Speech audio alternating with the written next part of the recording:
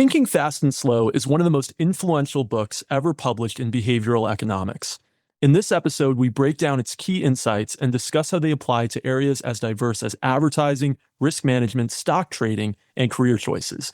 Join us as we discuss this complex yet relatable work.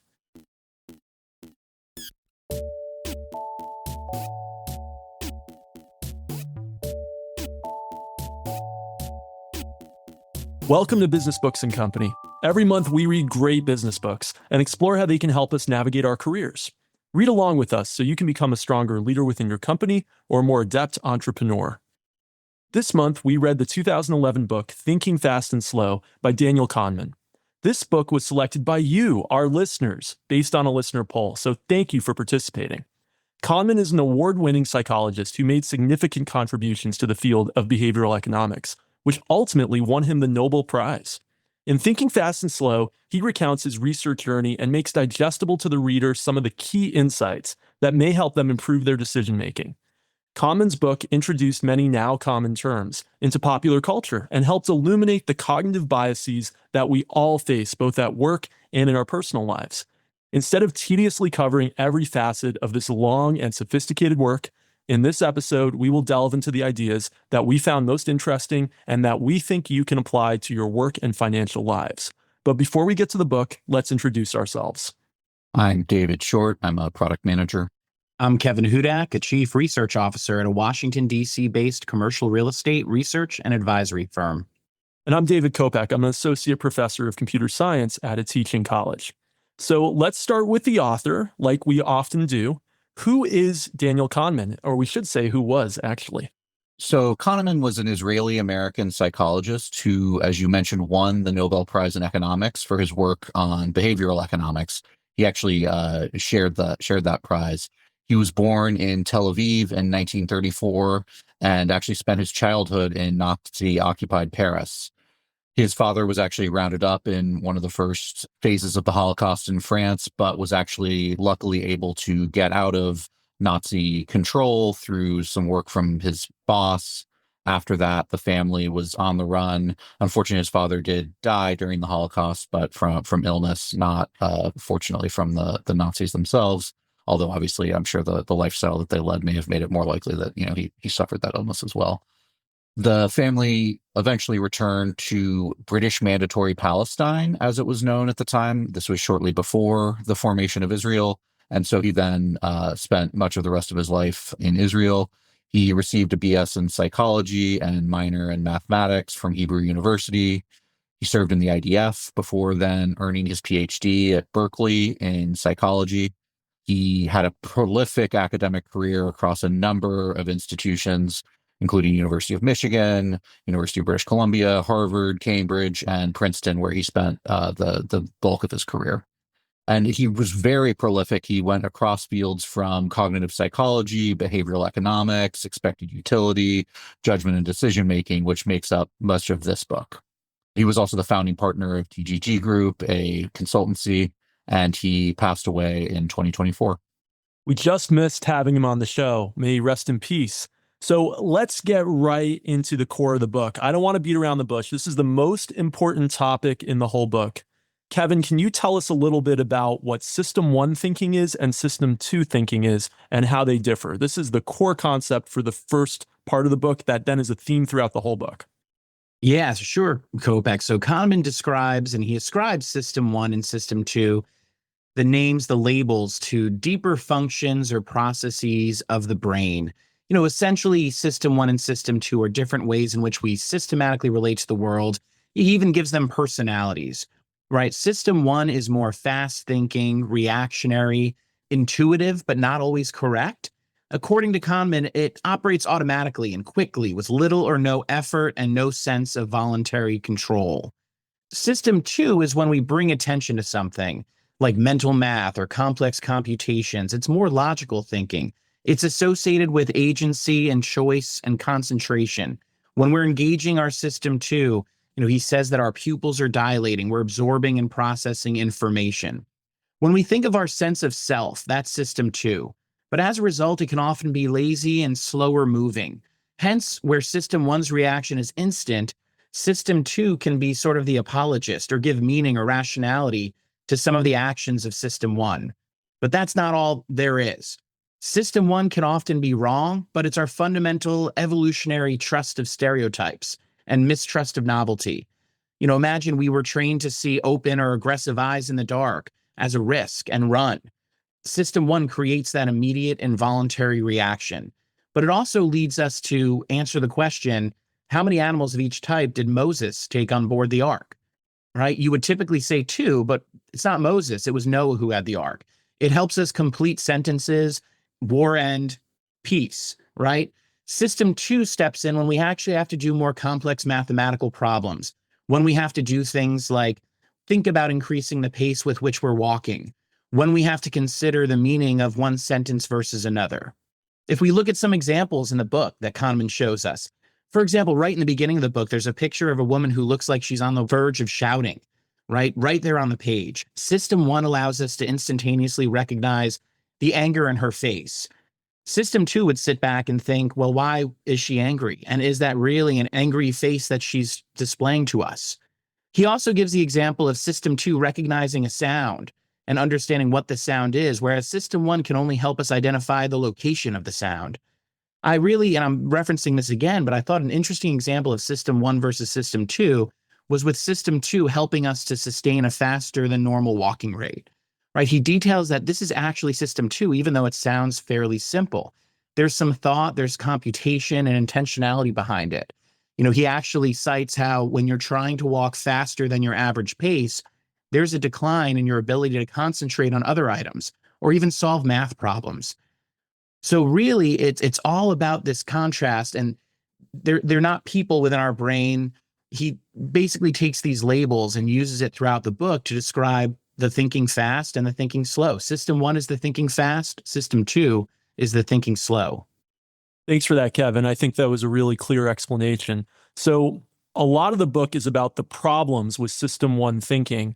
And an important component of understanding System 1 is understanding how you get the thinking that comes out of System 1 developed in your own brain. So, David, can you tell us a little bit about that? How is someone's System 1 developed? Yeah, so System 1, which is that fast thinking, is really developed primarily from repeated exposure to experiences and patterns. So it really just comes from your life experience. You see certain things and you hear them repeatedly, and they kind of become ingrained and somewhat automatic. So the brain can truly quickly form these intuitive judgments and responses from the heuristics that it builds over time from these real world experiences. It's kind of a learning by doing and then relying on the subconscious to move forward.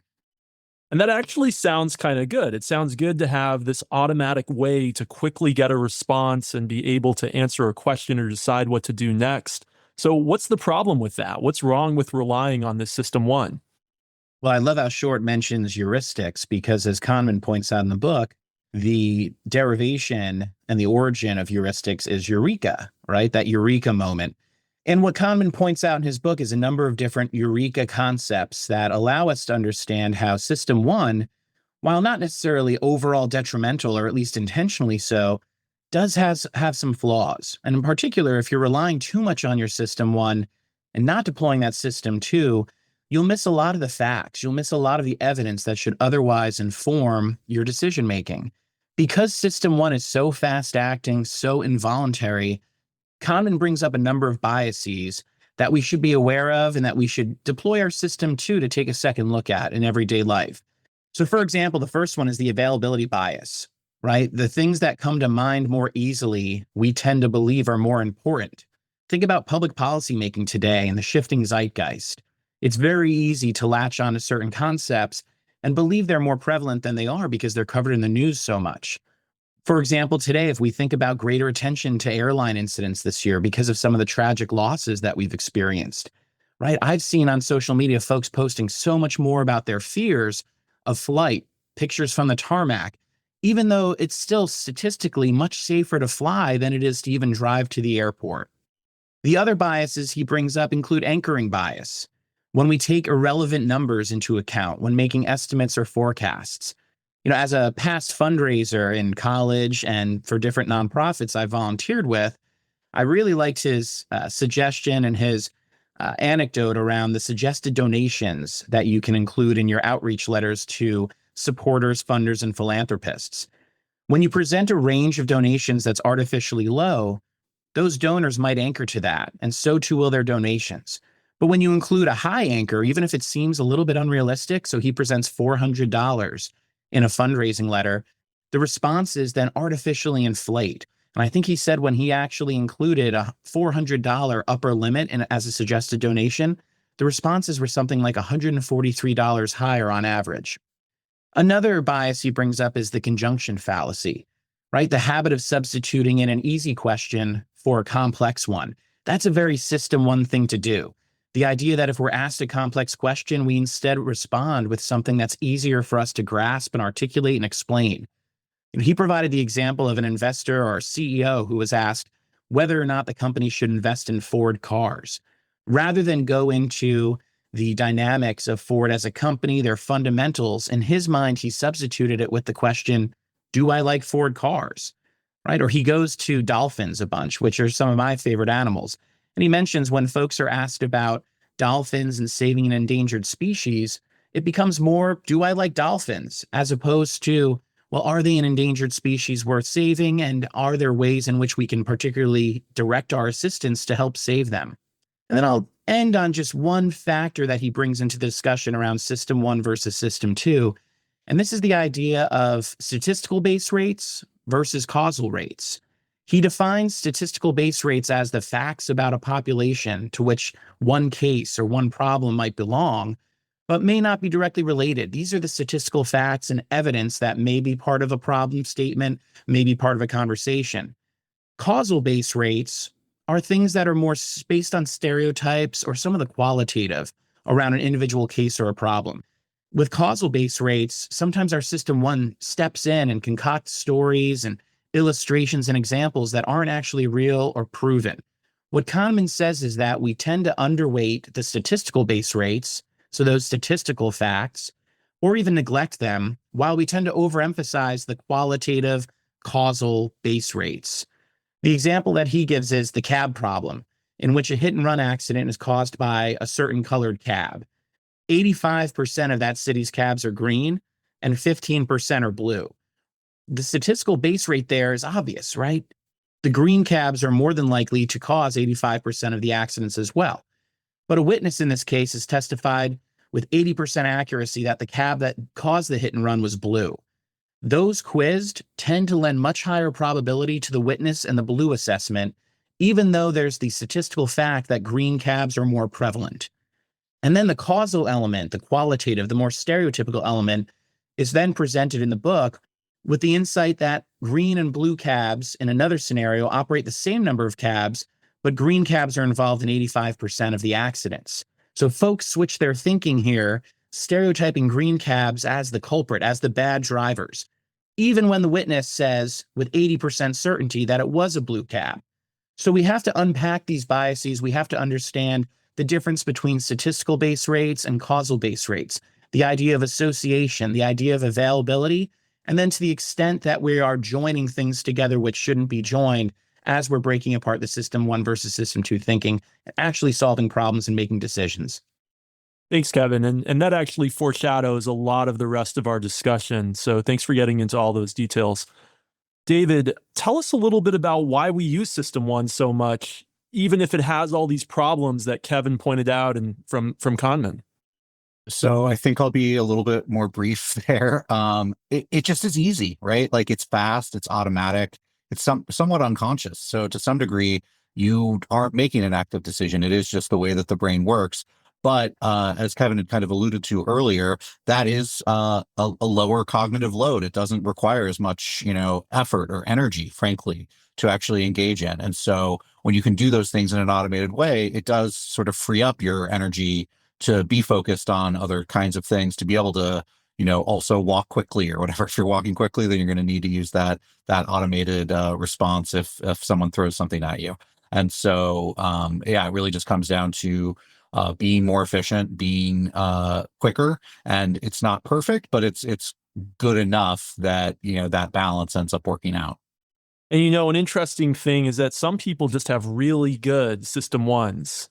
So I'll just give the example of my dad. My dad was an international chess master. This was actually the last book he read before he died 9 years ago. So I was actually reading his copy. It was kind of weird. And our listeners that want to do this book, and I had a little bit of trepidation because I was like, what am I going to find as I'm reading through it? And there was a part of the book where he wrote David and he highlighted several paragraphs. So it was a little strange experience for me. But anyway, he was an international chess master. And, Kahneman points out in the book that chess masters are able to look at a position and without doing all the calculation, without doing all the stuff that they are able to do, they're able to look several moves into the future, right? But without even doing that, they can right away use some powerful heuristics in their system one to instantly tell you some things about the position and have an idea of which moves are ones they should do the calculation on and which ones are ones they shouldn't. And my dad was incredible at that. He instantly could look at a position and tell you all kinds of things about it without doing all the calculation. He also was a professor for like 30 something years. And a thing he would do is he would know a student, get to know them over the course of the semester, right? Then it would be towards the end of the semester, they had to do some big project or do some paper. And he would say, this student is going to get a B minus. And when he then went through their work, they ended up getting a B minus. He could just get to know a student after all that experience of teaching for so long that he could tell how well they would do on some specific kind of project or paper. So his system one was very good, and it helped him in both of those endeavors. I'll admit that he sometimes he would skim some papers when he had a very strong system one about how it was going to go, which isn't good. I never do that. But it really did help him be efficient in both chess and in grading. I'll just add to our discussion about this that Kahneman says one of the reasons we rely on system one so much is that our brain is naturally lazy and it wants to expend as little energy as possible. And obviously system one uses less energy than system two. And so we have this natural inclination towards system one in almost all activities that we do, and we have to actually push ourselves to do system two. Okay, going to a related but slightly different topic, there's this concept in the book of the law of small numbers. Kevin, can you tell us a bit about that? Sure, this is another bias that Kahneman brings up. It's really our exaggerated faith or reliance on small samples. The truth is that smaller samples tend to demonstrate more randomness, and smaller changes within a small sample will create what looks like large variance. Kahneman demonstrated the propensity of even social scientists and psychologists like himself to trust their judgment too often to set sample sizes, which results in some extremes. And we'll have a brief discussion on sort of the validity and some of the biases inherent in Kahneman's approach as well. But basically, without a direct doubt presented to it, System 1 wants to assume that the findings of a small sample size are true. Our System 1 will create stories or illustrations around it that prove the result. And it's in those instances we need to deploy our System 2 and think about the biases in the sample, the sources of variance, and really what the difference is between a sample size of 150 and 3,000. And I found this super applicable to the work that I do as a researcher and explaining the importance of sample sizes to some of my clients, right? There's a fact that at about 1,000, you start getting a law of diminishing returns as you increase the number of respondents in a survey or a study, right? But what Kahneman was telling us is we have to beware that lazy, as Kopek mentioned earlier, System 1 from letting us fall into the trap of small samples and then trying to apply those to a much larger population. Another interesting concept from the book is that of anchoring. We heard about anchoring before, David, in the book Never Split the Difference. That was anchoring in negotiations. I think similar, but not exactly the same as it's used in this book. So can you tell us a little bit about anchoring from Kahneman's perspective? Yeah, so the way Kahneman views anchoring is really much around the idea that you will be influenced by even completely irrelevant numbers that you're prompted with. And so essentially just if you're shown big numbers, you tend to think, big related numbers. If you're shown littler numbers, you tend to, get anchored by that smaller number and stick to a smaller one. So to just give like a specific example, he ran a test where he asked people the age of Gandhi and whether or not it was more than 114 years old when he died. And not surprisingly, but maybe a little bit surprisingly, it was dramatically higher, the estimate that people gave when it was asked that way, than when they were asked whether Gandhi was more or less than 35 years old. So experiments are able to show that people's behavior really is influenced much more than they may be aware by this sort of irrelevant information that's presented to them when they're thinking about a number. Thanks for that, David. Another common term in our language all the time, but I'm not sure everyone's familiar with, is the idea of regression to the mean. If you've never done any statistics, you might not know what this is. Kevin, can you tell us a little bit about regression to the mean? Sure. And this one is a little bit depressing as well. When you think about it, and simply put, Kahneman says that regression to the mean is his take on the fact that extreme results, whether positive or negative, are often outliers. And a lot of times they're even luck. And that on repeated attempts or experiments, the outcome will always return closer to the average or closer to the mean. This becomes a problem when structures or systems start to believe that certain interventions are resulting in changes in performance, right? The idea that, well, he gives the example of a drill instructor thinking that punishing poor performance is better than rewarding improvements in performance. But in reality, everyone is just regressing to the mean. Also interesting is that the average regression to the mean, or Kahneman says it's regression to mediocrity, is always directly proportional to the original deviation from it. So in a way, we're always all sort of doomed to regress to the mean or regress to mediocrity, as Kahneman puts it, in personal lives and also in careers, in econometrics, etc. And there's obviously a lot more flavor and different results and different experiments and things like that. I personally love the example he gave of store performance and building revenue forecasts, right? So in this experiment, he said that a business manager instructed the employees to accept the overall forecast of economists that sales will increase overall by 10% and apply it to a handful of individual stores. Some of them were high-performing revenue, high-performing sales stores. Others were lower performing relative to the others, right? Our system one brain would step in, the lazy side, and tell us to just increase each store's numbers equally, right, by 10% to build our forecast. But Kahneman suggests, and the data supports, that the outlier high-performing stores will likely regress to the mean, regress to mediocrity, while the low performers will rise. So you essentially, in this example, knock some of those stores down by a certain percent and then others up. And it's a bit more uniform, and that's how you get to that 10% overall increase in a more reasonable, likely correct way. Thanks for that, Kevin. And another interesting example, classic example of regression to the mean that Kahneman touches on is generational talent, right? So if you have, I'll take my dad again. I'll make my dad the theme for me today. So my dad was great at chess, right? I'm not. My dad was one of the top 10 players in the United States at one point. I'm barely like a little better than average. Sometimes people don't expect that. They'll come to me, they'll be like, oh, your dad was really good. You must be really good too. No, there was a regression to the mean. Like genetically, I'm sure there was a higher probability that I would be really good at chess. But on average, I was still going to be much worse than he is. And that is true of any kind of, if you go and you look in any kind of great talent and you look at somebody's children, it's very rare actually that the children are as good as the very talented parents. That doesn't happen so much. And when you do hear about it, it's really actually something extraordinary. When you hear about the family where there's been 3 generations who are professional baseball pitchers, right? Most of the time, you never hear about, the father and son who are both professional baseball pitchers because there was some regression to the mean with the son. He might have been more likely to be a little better than average because those genes were pushing him up a little bit, but he wasn't likely to be extraordinary.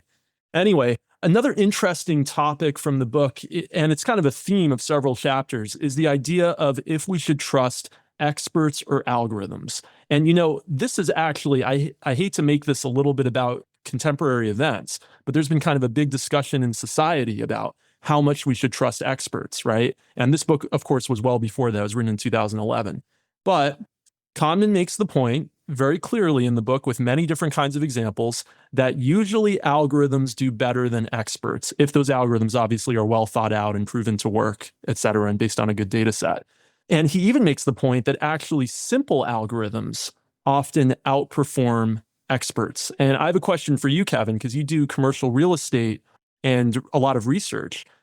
If I took like a random area that maybe you're familiar with, but you're not an expert on, you don't like have a building that you've researched in that area, and I ask you, how much is this apartment likely to go for, or sorry, you do commercials. So how much is this storefront likely to go for?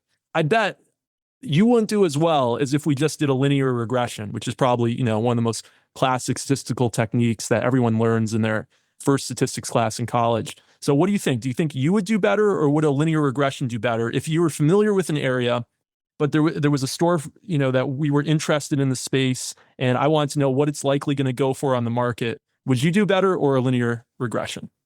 Yeah, so I would say, and one on the commercial real estate side, we do all manner of, multifamily commercial real estate, offices, retail as well. And I would say that in some of those supply side, so what is available, what rents are they getting today, which regions or which markets are hot, linear regression would serve its purpose well and probably be more accurate than asking and having self-reported renters, office decision makers, et cetera, project some of those things, right? So taking in the secondary data and the analysis of market comps, rates, occupancy, absorption, et cetera, generally serves its purpose. What I tend to do and what I try to achieve is helping developers actually get there with more of the qualitative around demand. So yes, a given submarket is looking prone to pop soon, but how would you actually take advantage of those market factors driving that with the programming of your property, what amenities we're going to be putting in, all this new demand coming in that we're showing in both the surveys and the secondary data? What are they looking for in terms of interior features, interior finishes and units? And again, just the types of buildings and the types of products that we're offering. So while the linear regression and the data can show you the what will be happening, the data that I try to provide will show you how to get there and how to be one of the haves versus the have-nots, the success stories versus the regression to the mean stories of mediocrity. So I think there's a place for both. But I definitely agree that in many of these instances, the simple algorithms will get you most of the way in terms of predicting demand and understanding where it's coming from. It's more the qualitative, the survey respondents, the focus groups that we do that help you understand how to actually achieve that and reach full potential of some of these assets. But that's still a data-driven approach. I mean, you're doing qualitative data, but it's extensive qualitative data, right? And my understanding is that's one of the unique things about your firm, actually. Not to do an advertisement for your firm, but you collect an incredible amount of data that tells the story better than just the simple linear regression. Correct. It's the qualitative and the quantitative that we combine pretty well. That's where we get to the idea of the sample sizes. I like to say that good data confirms 80% of what you know and gives you 20% of expanded understanding, the targeting of what you know to what can be, and really helps you cross that finish line, not to use a common trope there. But really, when it comes down to it, the experts and, commentary is one thing, but having good, reliable data, both qualitative and quantitative, to back up these decisions just puts everyone in a better position to, achieve, premiums, to achieve faster lease up, faster purchases. And, the rising research tide lifts all boats in that case. So appreciate it, Dave. So let me put this another way, and sorry to dwell on this, but I guess the point I was trying to make, let's not say you, but let's say a real estate agent that's coming into learning about an apartment that has no data that they're going into it with. But they know the neighborhood and they tour the apartment, but they know nothing else. I bet a linear regression would do better than them 80% of the time. Yeah, I could see that too. And I think, going back to the Sam Zell book that we read, right? He was able to identify some of his macro strategies about student housing, buy up all the student housing in one block, and then expand from there, right? He didn't necessarily have to come in knowing market intricacies. He did interview some of the current occupants and some of the businesses around there, but he was able to succeed without having, CoStar or other sophisticated data providers around back then. So in that case, I think, that linear regression, combining some of the available data, can help that, real estate agent make, a fairly good decision. It's when you have more complex projects, when you are creating new communities, ex nihilo, that it becomes more complex. Yeah, that makes sense. And there's a lot of these examples in the book. And Another great example in the book that I think a lot of people have heard about before is that of mutual fund managers. And, there's been these studies that Kahneman cites in the book that people have, I'm sure, read about in the newspaper before, where a lot of mutual fund managers don't do better than throwing darts at a dartboard. So if I take a sector, like I'm going to buy a mutual fund in, let's say, semiconductors, and I go and I just randomly pick 5 stocks in semiconductors, I'm probably going to do better on average than a mutual fund manager in semiconductors who spends all their time thinking about which semiconductor stocks to pick and picks, the ones that they think are best, using their intuition based on some data. They still do research, of course, and look at data. And that's also why index funds have become so popular.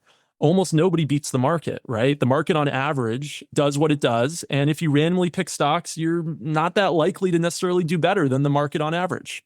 Obviously, Intel semiconductor loyalists on this podcast after the last episode. Yes, and I do hold a lot of Intel stock. Well, Kopech, when it comes down to it, I think the experts versus algorithms concept, Kahneman mentioned even with the mutual fund managers, how he had lectured them. He had analyzed all of their performance metrics over the course of hundreds of trades and many years, going back 10 or 18 years. I can't remember how long it was for some of them. And he presented to them exactly what you were saying. And there was some defensiveness, right? And they sort of dismissed some of his lectures in person to him. And so he got some pushback on that. And I think that what it comes down to is there's the known knowns, the known unknowns, and the unknown unknowns. The experts seem to discount the latter of those two all too often.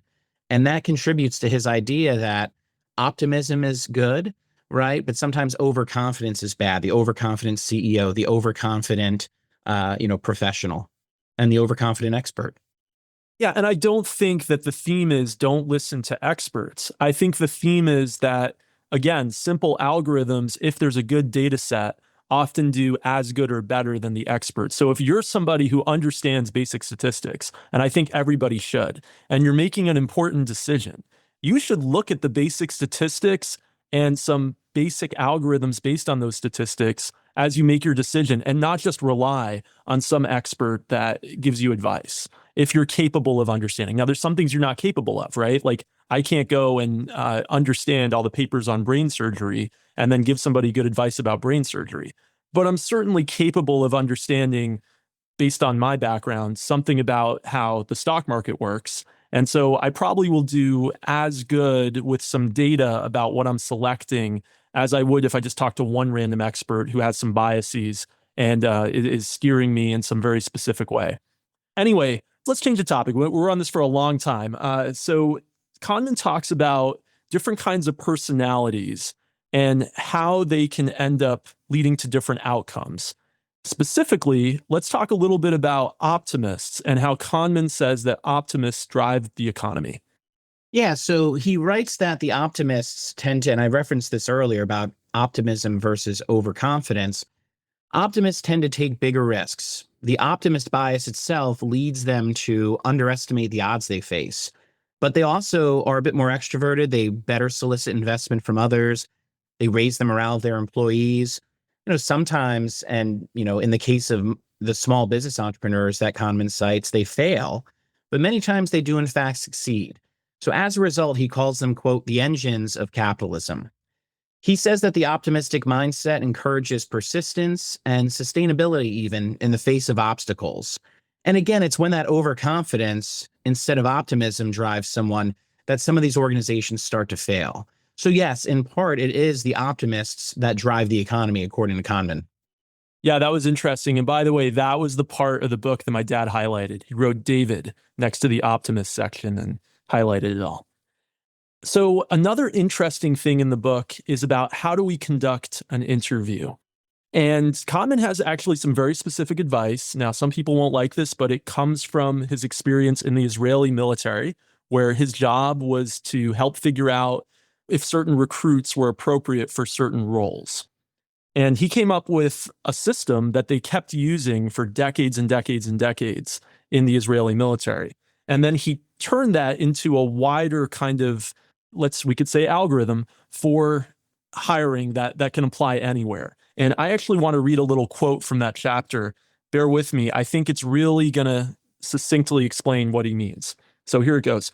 Suppose that you need to hire a sales representative for your firm. If you are serious about hiring the best possible person for the job, this is what you should do. First, select a few traits that are prerequisites for success in this position, like technical proficiency, engaging personality, reliability, and so on. Don't overdo it. 6 dimensions is a good number. The traits you choose should be as independent as possible from each other, and you should feel that you can assess them reliably by asking a few factual questions. Next, make a list of those questions for each trait and think about how you will score it, say on a 1 to 5 scale. You should have an idea of what you will call very weak or very strong. These preparations should take you half an hour or so, a small investment, and it can make a big difference in the quality of the people you hire. To avoid halo effects, you must collect the information on one trait at a time, scoring each before you move on to the next one. Do not skip around. To evaluate each candidate, add up the 6 scores. Because you are in charge of the final decision, you should not do a close your eyes. Firmly resolve that you will hire the candidate whose final score is the highest, even if there is another whom you like better. Try to resist your wish to invent broken legs to change the ranking. A vast amount of research offers a promise. You are much more likely to find the best candidate if you use this procedure than if you do what people normally do in such situations, which is to go into the interview unprepared and make choices by an overall intuitive judgment. So he's saying when you go into a hiring process, you should basically have some simple criteria that you rate every candidate on, and then just take the candidate whose average score as a whole or sum of all of their scores on each of these criteria is the highest. And that's it. And I will say I've been through some hiring processes on the interviewing side where I was on a committee and we were coming up with criteria where this has actually worked very effectively, where we've basically listed like 4 or 5 criteria that we said were basically check marks. We didn't even do rating scales on all of them. And we checked, does this person meet this criteria? Does this person meet this criteria? We use that, though, for first round. So to decide who we were going to give phone interviews to. We didn't use that for later in the process. And he's talking about using this for even the final judgment. Yeah, it was interesting as I was reading this because my company has like a very numeric system for candidate evaluation. I wonder if the person who implemented it read Kahneman or, I'm sure there are other authors that may have proposed some other things. But yeah, we do have a very formal, you have to rate them 1 to 5 on these different criteria. Those criteria depend on the particular role you're hiring for. But yeah, you do have to do that and then defend those ratings in a panel with, the other people who evaluated the candidate as well, and then ultimately come to a consensus. But that is so much not how I've seen it happen, being on, unfortunately, many interviewing committees. So much it's like, I really like this person. And it's like people's feeling, people's intuition. But Kahneman says there's a lot of studies and a lot of data to show that that doesn't work out. That you really like this person does worse than this person met some kind of, cold criteria in some ways, right? There's no warmth in just giving everybody a rating on a scale. But apparently it works a lot better. Well, I think the main thing here, too, is that if you were to close your eyes and think about this person working at your firm or applying your gut and your intuition to this, that's more of the system 1 thinking, right? That's the thinking fast. And so what he's encouraging us to do here is kind of set forth that rubric. It also actually makes you be introspective and think, what is my rubric for this position and what does success look like? So I thought that was important, too. The other thing I'll add to this point, Kopek, is that if you're listening to this and you're a young executive who's responsible for a hiring process or looking for an associate or a coworker to hire, if you're setting forth this rubric to other colleagues of yours, he actually gave, if you remember, there were interns or research associates of his where he gave them the chance to write down a little bit of that gut feeling at the end. I believe in the first few times he tried this, he allowed kind of a fill-in for close your eyes and think about what this person would be like at the firm. Are they a good fit? What's your gut say? So make sure if you're, thinking of change management, if you're going to implement this Kahneman style of interviewing and hiring at your own firm, make sure to make it a bit slower, more system 2, give people an out here where they can still express their overall thoughts on a candidate and that it's not just the algorithm right away. Yeah, that makes sense. Thanks for that, Kevin. I'd like to take a brief break from our book discussion to discuss how the 3 of us actually read the books that we discuss on this show. David, Kevin, and I usually read on our Kindles or hard copies of the books, but sometimes that's just not convenient. I know in the past, all three of us have used the service from audible.com to listen to audiobooks. Sometimes you're on a business trip and you just don't have time to open up that hardcover. It's much more convenient to play in your car an audiobook from audible.com or listen on headphones while you're on a plane or on a train. And all of us have had really a convenient experience downloading and using books from Audible over the years. If you're interested in trying out audiobooks yourself, you can visit a special URL, audibletrial.com/biz. That's audibletrial.com/biz. audibletrial.com/biz. If you go there, you're going to have access to a 30-day free trial of Audible that includes credits to get a free audiobook of your choice. What can be better than that? Such an incredible offer. Thank you to our friends at Audible for giving our listeners this wonderful offer. David, tell us a bit about loss aversion and how Kahneman says that should affect the way that we take risks.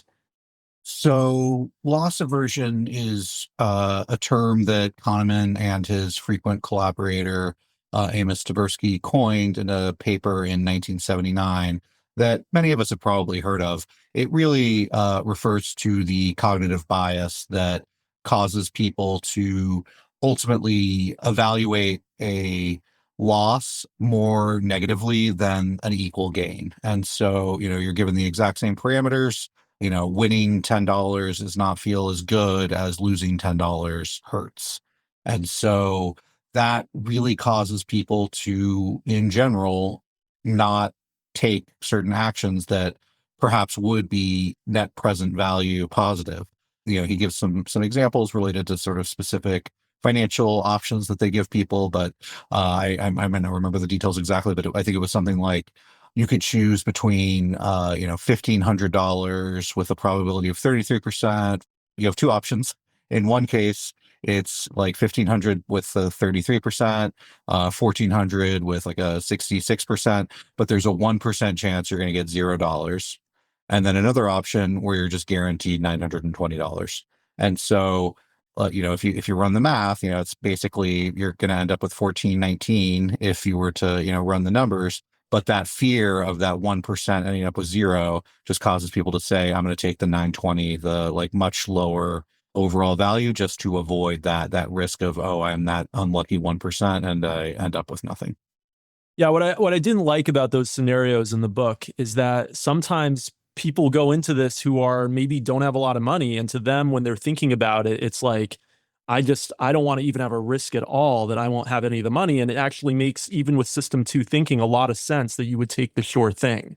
And so I think there's there's a lot of bias here from the perspective of the person coming into it and how wealthy they are, how much these questions, how their wealth might affect their response to these kind of questions. And I don't know that was accounted for, at least in his description. I actually had a psychology professor demonstrate this to us in college, and he offered a exact sort of bet to demonstrate it, which was he'll flip a coin and you have to give him $10 if he gets whatever he picks, but you get $15 if you don't. And very few people in the class raise their hands as willing to take the bet. I was one of the ones who did because I know the probability, and I was just like, okay, yeah, I'll risk $10 to potentially win 15 with a even odds distribution. But yeah, most of the students in the class were not interested. Seemed like other examples that I don't know if they exactly fitted as well, but in a corporate training session where they were trying to sort of demonstrate this a little bit, the guy just took $20 out and held it up, and he said, "Whoever grabs this gets it." And me and one other person were the only people that got up to get the money. It was literally free money, but thinking maybe he's not really going to do it, or it's just going to be embarrassing or whatever. There were 20 people in the room. There were only two of us who actually ran to get the $20. The guy in the back actually really ran. I just kind of walked, and I still got it because I was closer. Well, remember, there's 2 points to that, too, Short. So one, on the coin flip example, Kahneman has the example in the book of then someone offering to do that 200 more times, right? The $10 for versus the $10 loss versus the $15 gain on the coin toss. And most humans will reject that 200 time offer, even though statistics show that doing that 200 times will often lead with you far, far ahead on that. And the second point, too, about getting up to grab the $20, there was a really cool thought experiment or an actual experiment they conducted about helping someone who starts having kind of a fake cardiac emergency, and 20 folks see that happening. Looking from the outside, we all think that more people will jump up and try to grab the $20 or try to help that person than actually do. And that's part of our sort of system one thinking, that others will take care of this problem or others will seize that opportunity. So there's some interesting examples in the book. Highly encourage everyone read it to see some of those thought experiments. Yeah, that is interesting. Another interesting cognitive phenomenon is framing. Kevin, can you tell us a bit about framing and how it might matter in some business scenarios? So framing is the idea that the choices we make are frequently and often indelibly altered by the manner in which the choice and the supporting data is presented to us. So this is a key component of Kahneman's prospect theory, right? In which we as humans are more sensitive to potential losses than potential gains. It goes into that loss aversion that we were just talking about. An example he provides to framing is a thought experiment where respondents were asked about lives saved as opposed to lives lost. And we are acutely more reactive to the lives lost example more than the lives saved, even though the choice that mentions lives saved would likely result in fewer lives lost. Within framing as well, there's also this concept he brings up of narrow framing and broad framing. So for example, an investment banker or a trader who's focused on narrow framing might look at their daily or transaction-specific results of their work, and they might be dismayed or move their money and trade more if they're down for the day. Whereas an investor looking at a broad frame of an otherwise stable account might not alter their strategy, right? Is not going to go out and trade even more and potentially sell at a loss. And therefore, they're going to have longer term success. And an even deeper core of prospect theory is that, Short mentioned this earlier, but the idea that we all prefer that sure thing gain. But when it comes to losses, a dimension that Short didn't mention before is we're more likely to gamble. So for example, if in a bet, we might either lose $750 for sure, so $750 we'll lose that for sure, or we'll have a 90% likelihood of losing $1,250, but a 10% likelihood of not losing anything. Many of us will take that gamble and end up more than likely losing even more than $750, right? And that's where we start getting into sunk cost fallacy, which is sort of a result of some of this framing. It's important to keep in mind for businesses, or if you're on a project where you're allocating investments between a consistently losing project versus one where you can cut your losses and take that investment into one that has a greater chance of return.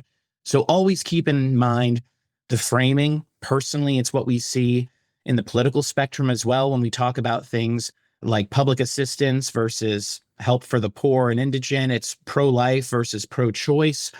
Framing really gets to the system one versus system two and the associated biases. Thanks for that, Kevin. Okay, we did not promise you, it's a long book. It's over 400 pages of dense studies and insights, a complete summary of the entire book. We gave you some interesting facets, some of the main themes, and now it's time for us to talk about the book as a whole. And I want to start with its credibility. So did the two of you find this book credible? Did you feel the author backed up his assertions with research and evidence?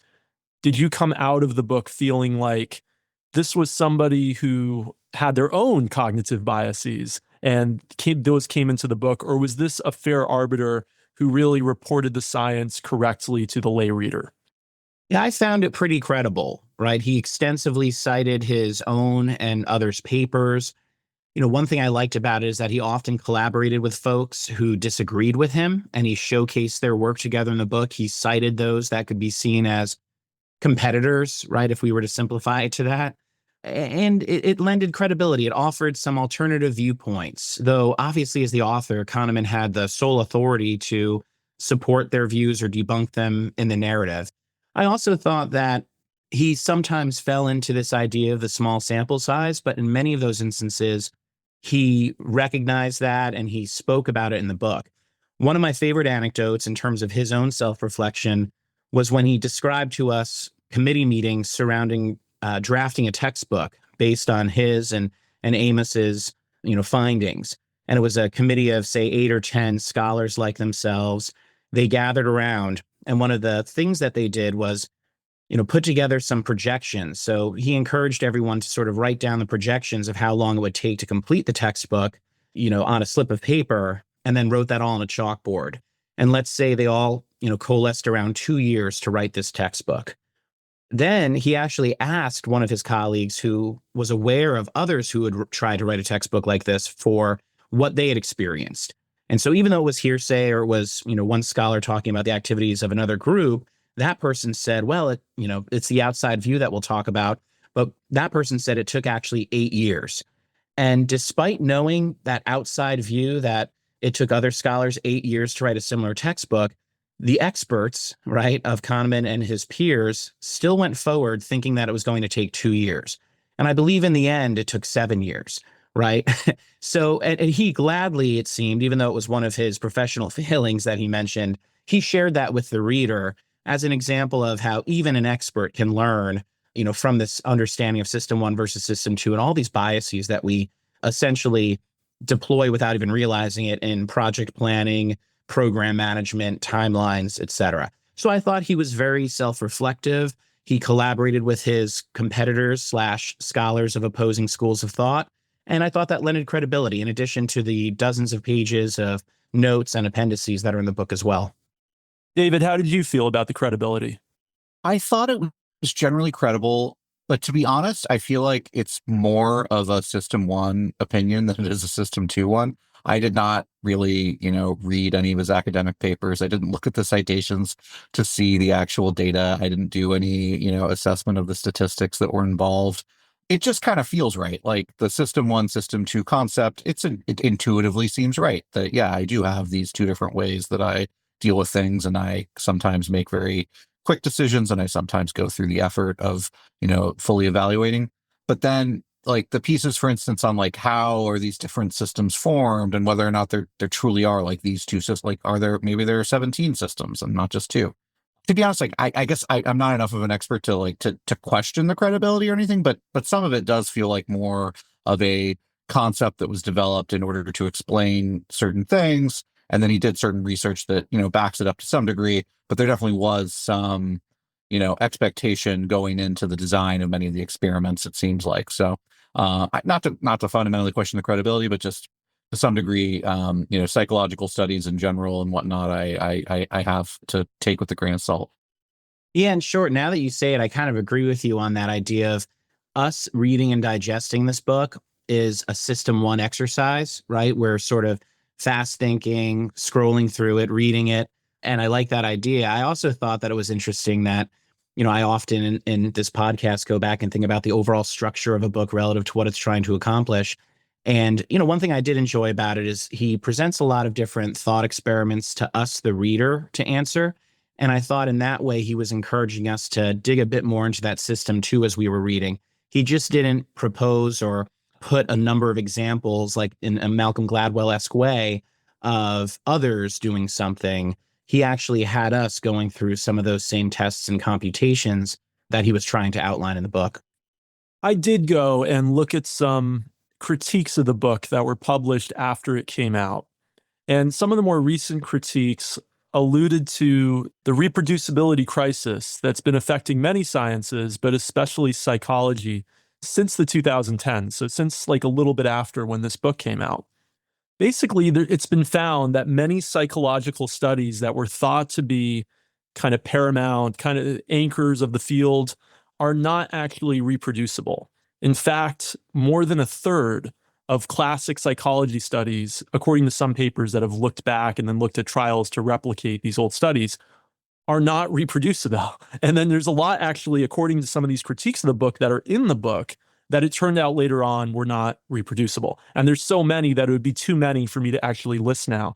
And so you can't go into this book and like hang your hat on any one chapter, because the chapters are all based on findings from research studies.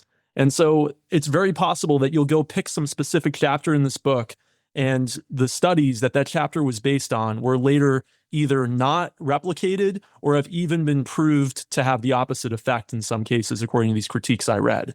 And so I think the overall ideas from the book are very interesting. I think the system 1 versus system 2 is a really powerful concept that everyone can apply to their lives, and that he shows so much evidence for that it's hard to deny.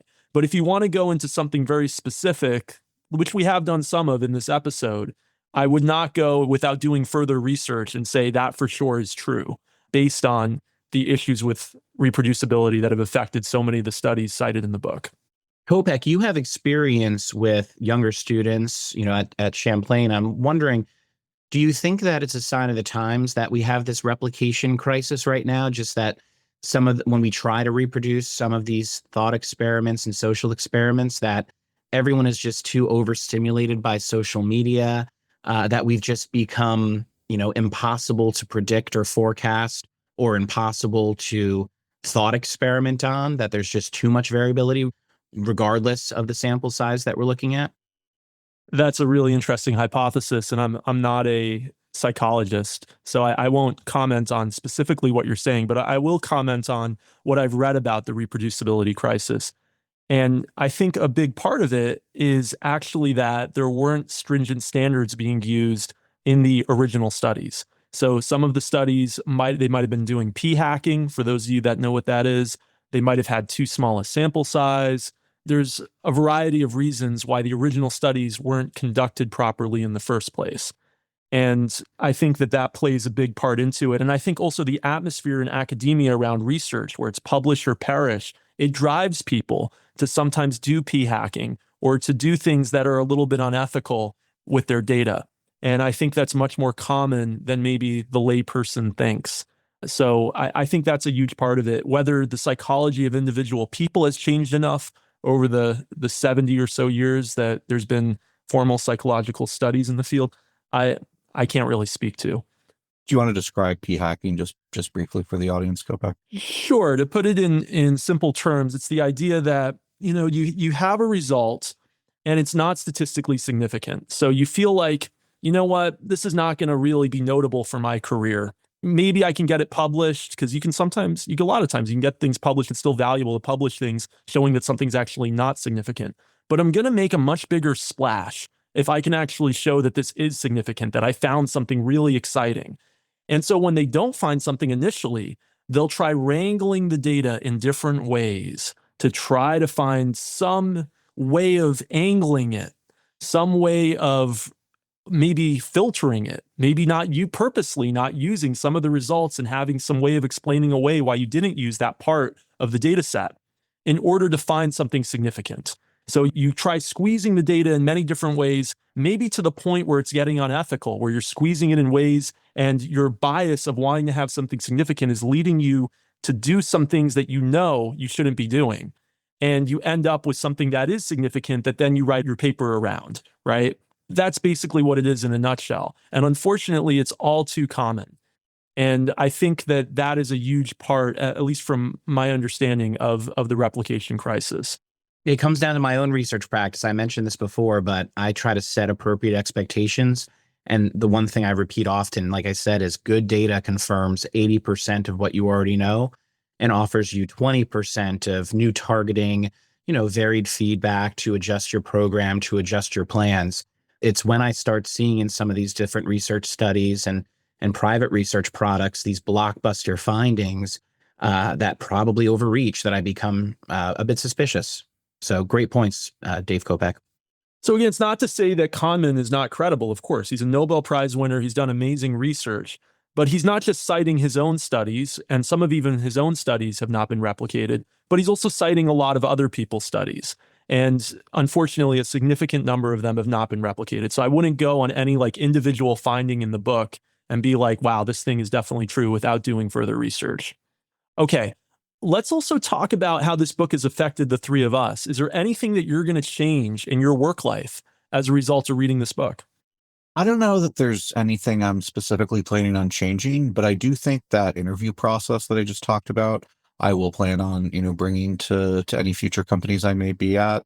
I really do think having that metric focused interview process does strip away a lot of the bias for just someone who's like you that can otherwise come through. So I think needing to rate them and have decided beforehand what are those areas you're going to rate them against, and then sort of assigning people, questions to evaluate those different kinds of things, I think is a very useful way to make for a more fair process. And I think probably better outcomes. I buy that the outcomes are better than just trusting your gut.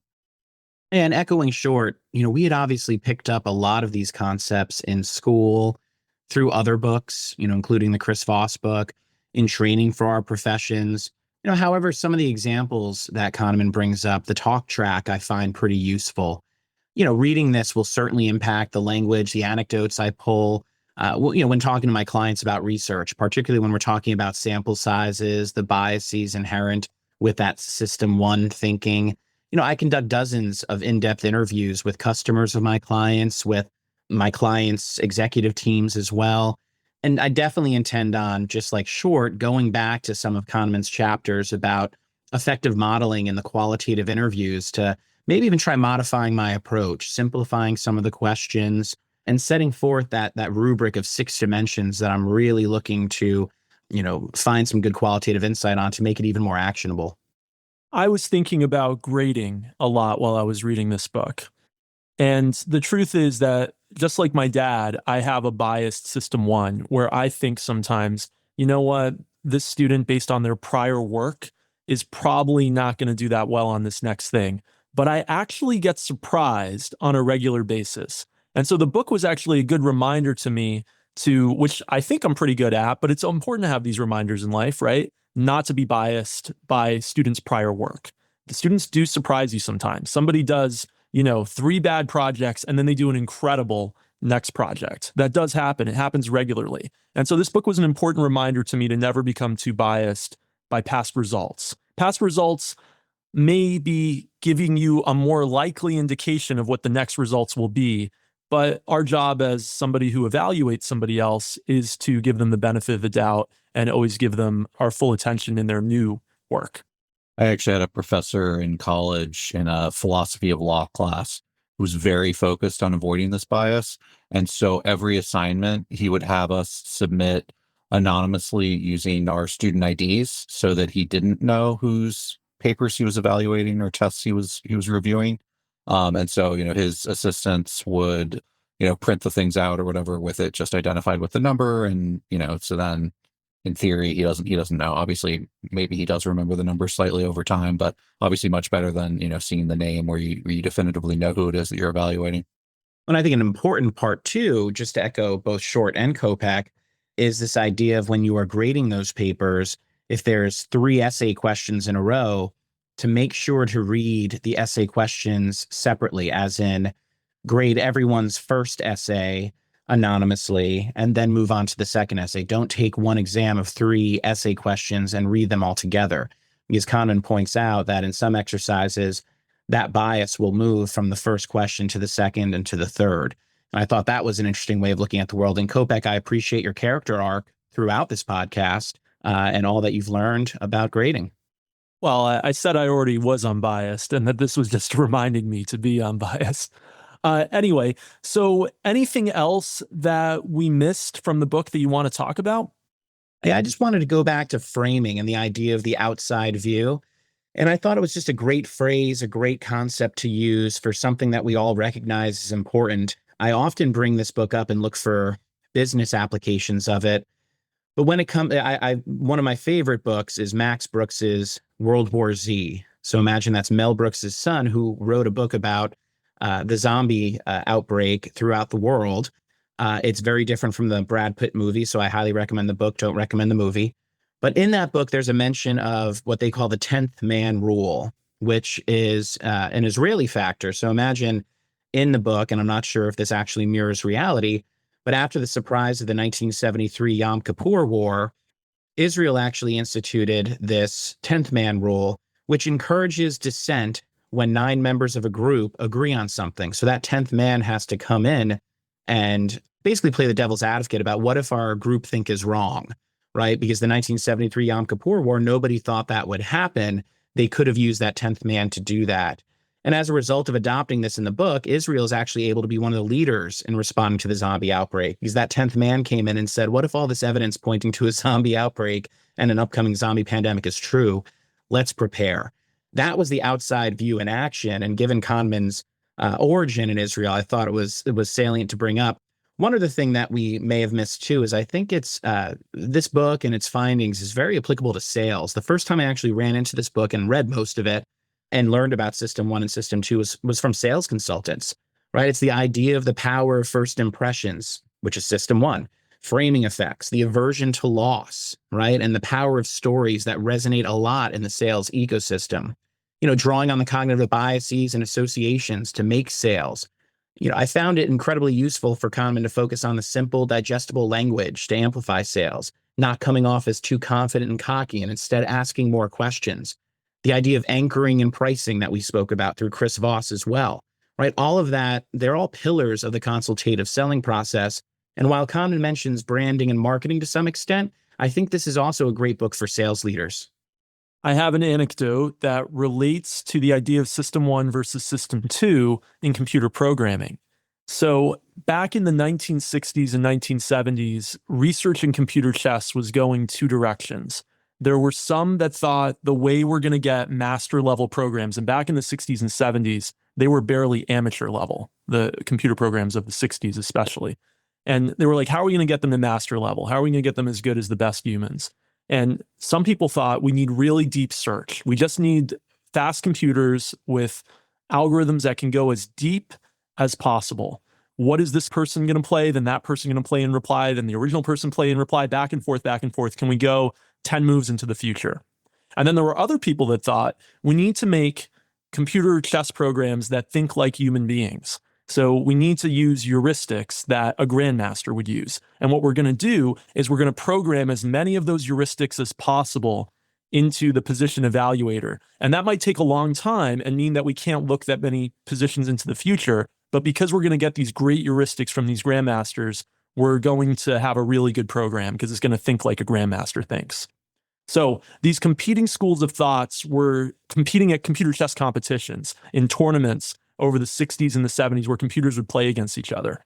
And actually, my dad was on the team for Dartmouth computer chess program. I think it was called Dartmouth CP, Dartmouth Chess Program, in the early 1970s.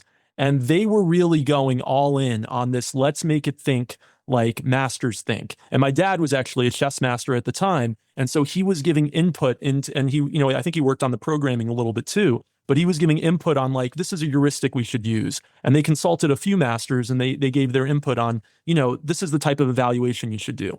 The best program at the time was from Northwestern University. It was the best program in the world. It was called Northwestern Chess. It was just known as chess, actually. And it would win every tournament.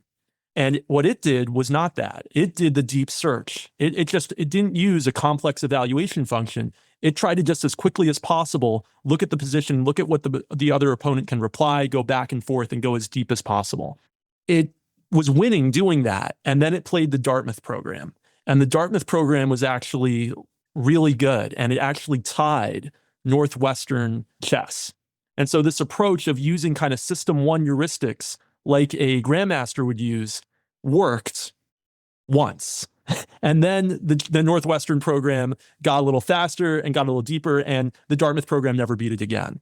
And actually, that's how chess programs became master level, grandmaster level, and then superhuman, is by getting deeper and deeper search and not spending a ton of time on evaluation on any individual position. Interestingly, with neural networks, we're now going back a little bit the other way and making the evaluation function more sophisticated, and that's led to some further improvements. But the way we actually got to master, grandmaster, and then superhuman levels was by really deep search, which you could think about more as System 2, doing a lot of calculation as deep as you can, instead of just quickly applying many different heuristics like System 1 might, that a human grandmaster does.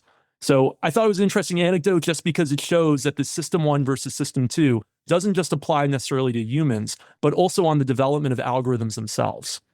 It's funny that you tell that story. Not that they need the promotion, but Magnus Carlsen went on Joe Rogan last week, actually, and had a pretty interesting conversation with him about the different kinds of computer programs and, the way that he's used them, the way that he thinks that it's changed the young chess players as well. So if people are interested in learning more about that from the greatest chess player of our current generation, you can hear him from the #1 podcast. Yes, and hopefully Joe Rogan will link to us as well. So what were your biggest takeaways from the book? What were like the #1 thing that after reading it were like, wow, this is a big deal?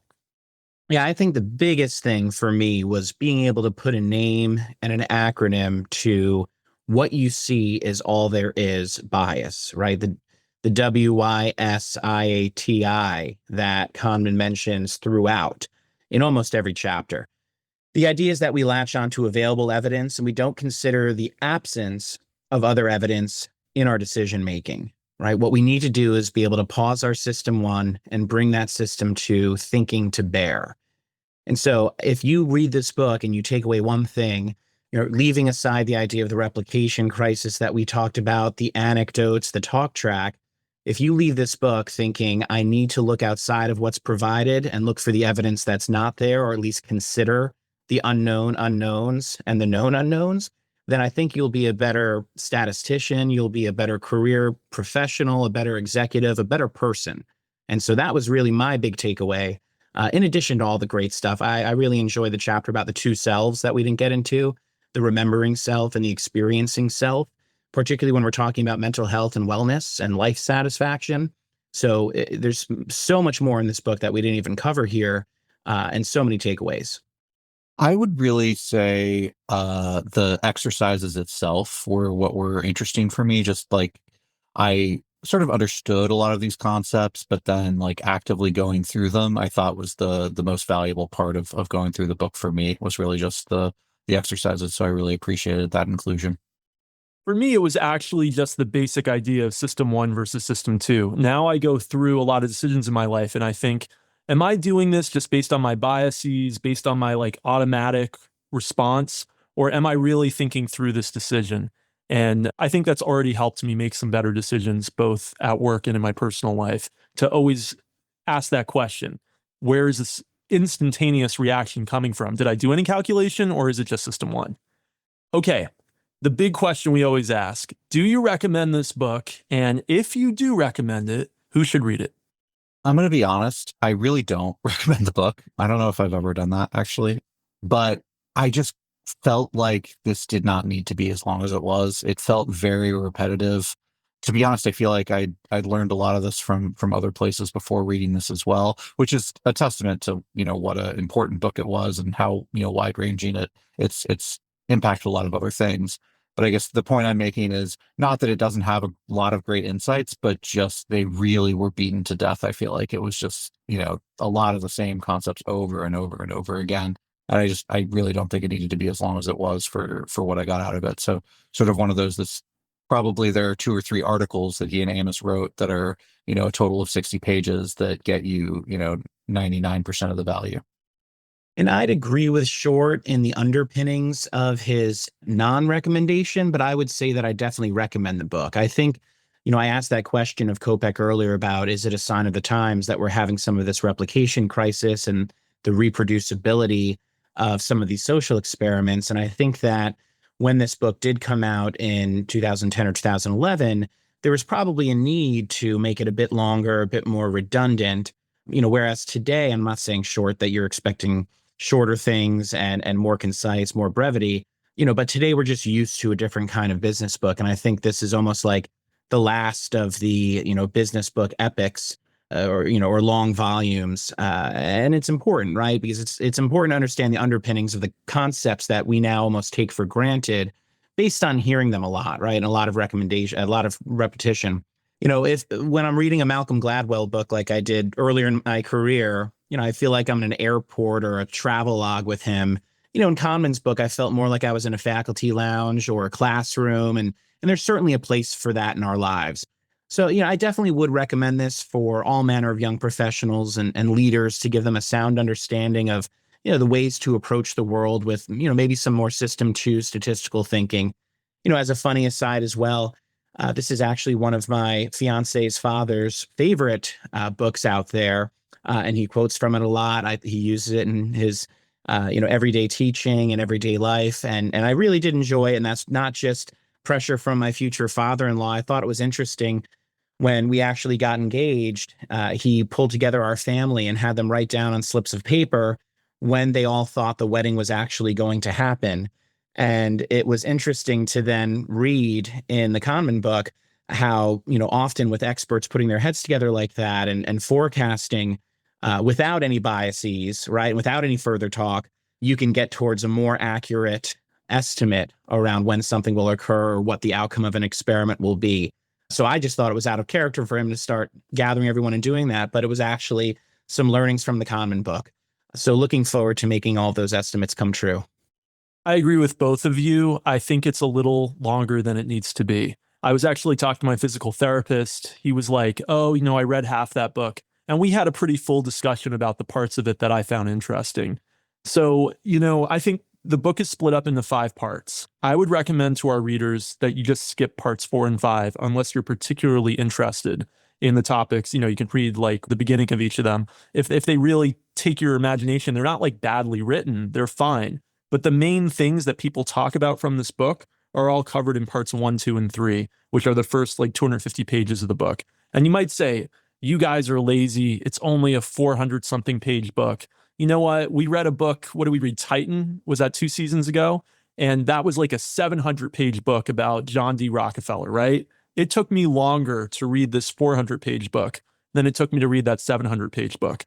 And the reason is that this is just dense. This is super dense. I mean, not only that the words are actually literally small on the page in the physical book, but it's just so much that you have to think about as you're reading it. You're using system 2 the whole time you're reading it. Whereas a lot of books, you're using system 1. When you're reading about Rockefeller, you're like, oh, that's interesting about his life, whatever. And you keep going, right? But this book, you have to stop and like really process what he just said. Sometimes I found myself, rereading the page a couple of times. So it's a dense, heavy book. And it will take you much longer to read these 400 pages than it'll take you to read the average 400-page book. And so for most people, I think you can get all the value out of it from the first 250. If you want a little bit more approachable version of this book, Michael Lewis wrote The Undoing Project, which is a breakdown of Amos and Daniel's work. And I looked it up. It has slightly lower ratings, actually. So maybe I'm wrong in feeling this way, but I found it. It just had more of a story about the relationship and whatnot that kind of like draws you through it in a way that's different from just like the pure academic kind of work that this is. It's funny you mentioned that. My physical therapist read that book too and mentioned it when we were talking about this one and said that it was better and that he liked it. And he read all of that, but he only read half of this. So anyway. Kopek, I hope that you're focusing on physical therapy as well. It sounds like you guys are having a salon or the Agora in your physical therapy appointments. He's a great guy. And the reason I don't get better is not his fault. I just have trouble healing tendons. I have like a, sprained ankle right now, and I've had all these other sprains, and I just don't get better. So we have plenty of time to talk because my body's not responding. I'm sorry to hear that, but I love the shout outs. We have my future father-in-law. We have your physical therapist. This is great. And don't forget, this was the last book my father read. So this was a special episode, and our listeners picked this book. We've never done that before. So thank you, listeners, for picking a book that all of us thought was too long. Okay, speaking of books, let's get into our next book. Another listener feedback related incident is going to occur on the show. We're going to be doing a book related to the video game industry because our listeners in a survey said they want us to do a book related to the video game industry. So we're not ready to announce what that book will be, but we'll be back next month with it. We're making some final decisions amongst the 3 of us. Okay, before we say goodbye, anything that any of you want to plug, and how can our listeners get in touch with you? You can follow me on X at David G. Short. You can find me on X at Hudak's Basement, Hudaks Basement. And I highly encourage everyone to follow Short. I've been liking a lot of your posts recently, Short, on X, and it's super interesting thread you have there. Yeah, David is great on X. I'm on X too. I'm at Dave Kopec, DAVEKOPEC. We'd like to thank our friends at Audible for sponsoring this episode. Don't forget to check out the offer at audibletrial.com/biz. That's audibletrial.com/BIZ, which we've also linked to in the show notes. I want to remind everybody, this is very important. You listen to us now for like an hour and a half. You need to go rate the podcast. Go on Spotify, go on Apple Podcasts, and leave us a review. It really helps other people become aware of the show. The more reviews we have, the more popular a show looks. Not that we're not popular enough, we're doing pretty well. And with that in mind, don't forget to subscribe to us also on your podcast player of choice. Follow us on Spotify, follow us on Apple Podcasts, then you'll never miss an episode. Our episodes come out on a monthly basis, and we would love to have you along for the ride as we continue season 5. Talk to you next month.